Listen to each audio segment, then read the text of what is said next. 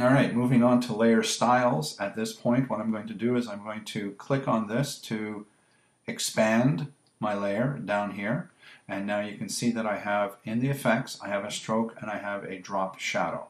All right, so now if I wanted to apply those from the start, then I'll have to get rid of these guys. And then before I get rid of these guys, I actually want to see what my values are. So this is also showing you that layer styles are continuously editable and non-destructive in a similar fashion to your adjustment layers. And guess what? In a similar fashion to your native raw files. All right. So a lot of things now in the digital imaging editing world, if you will, are moving towards this non-destructive method of doing things as opposed to permanently altering your pixels every time you made a move. All right. So if I wanted to see what styles or effects that I have in here, all I have to do is double click on the word effects and I get the layer style dialog box. All right, so now in the layer style dialog box, we have a whole pile of different things that we could choose from. Don't start applying one of everything to your images or whatever it is, just because you can't. Photoshop, all right, people have this tendency that just because you can do something in Photoshop, they do it. And they'll do 10 of these things and the image starts to look horrible. So just, keep it down a little bit. All right, so as far as the stroke is concerned, all right, my values here is the size is 5 and the position is inside. All right, so that I'll have to remember, 5 inside.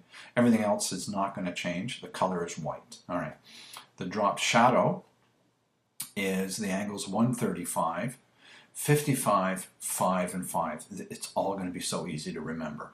5, 5, 55, and 5. All right.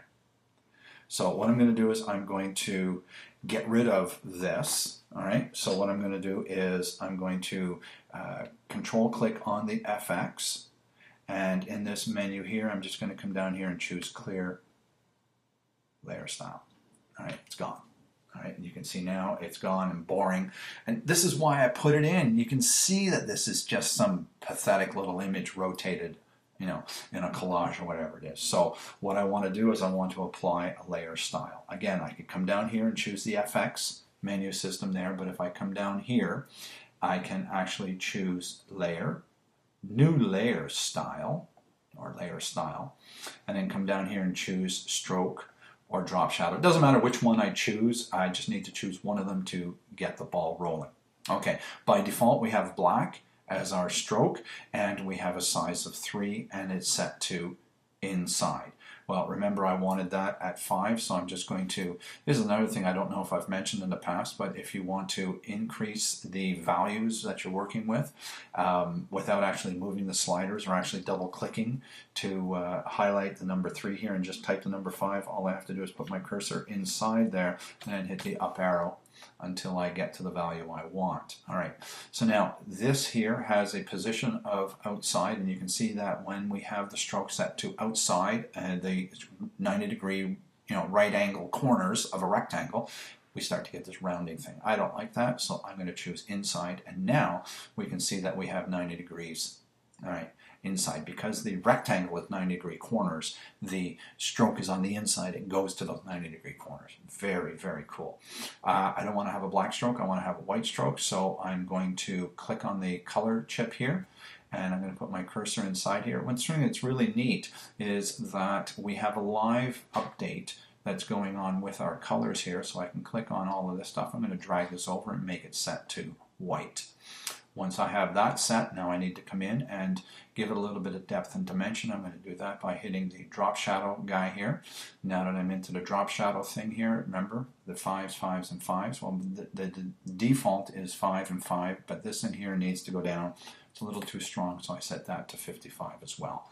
The angle is 135. Everything else is fine and dandy. I click OK, and there is my layer style. One thing that happens when you have lots of layer styles and they're all visible or showing, now next thing you know you've got a whole bunch of stuff showing up here. So I like to collapse these guys and do something like that. So there we go. We've got that going on. If I want to see what this looks like with and without, all I have to do is click on the eyeball to get rid of all of those guys, or I can say, what does it look like without the stroke, or what does it look like without the drop shadow? And it looks like nothing good.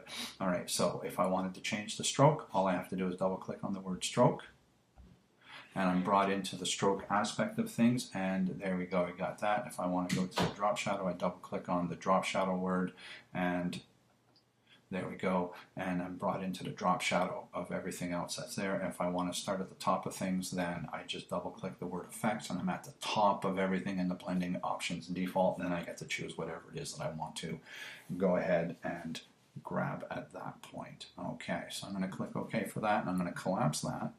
And now I want to talk just a little bit about the layer mask thing that's coming on in here, and I think I'm going to do that in the next movie.